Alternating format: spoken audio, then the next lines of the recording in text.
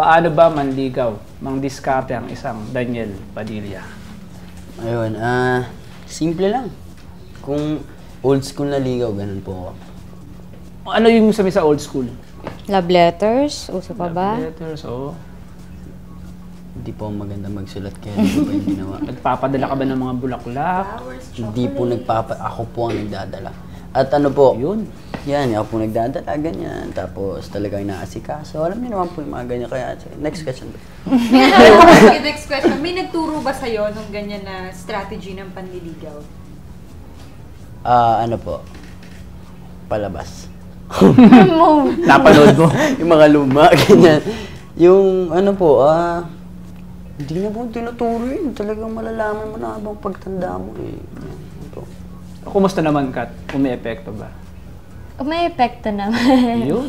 Uy! Hindi kasi, nakita naman yung effort niya. So, pag naman babae, pag may nanliligaw sa'yo, parang, wow, may nang-appreciate pala sa akin. So, yun po. Yan.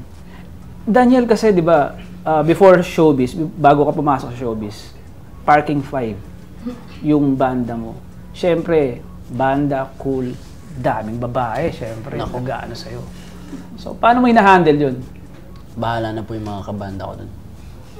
Sila na po ang bahala sa mga babae yan. Basta kapag itawag, uuwi na ako. Sa pagkanta mo kasi, ang daming kinikilig dun sa pagkanta mo eh. Hinahanap-hanap kita, prinsesa. Yung hagod ng pagkanta mo, ano ba ang influence mo? Sinong mga naka-influence sa'yo sa pagkanta mo? Wala naman po ang bala kumanta talaga eh. Bigla na lang po ako napakanta sa GGV, tas ito na po ngayon yung nangyayari. Ganun lang, bigla lang pumutok na ganun, tapos... Opo.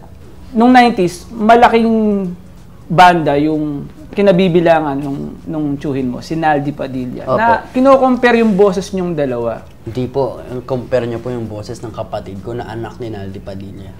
Yan po yung magaling ng kapatid mo. Talagang kaboses niya po yung tatay. Pero na-impluwensyahan ka ba ni Naldi nun?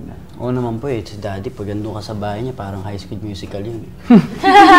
Parang High School Musical. Talaga Paano ka nagbatian? Hello, Daddy! Hello, Dad. Ganyan. Boses talaga eh. Boses talaga. Hindi, talagang mayroon siyang parang wall na John Lennon, mga Music Scorpions, Queen, ganyan. Pag may exam ka, kaya mo yan!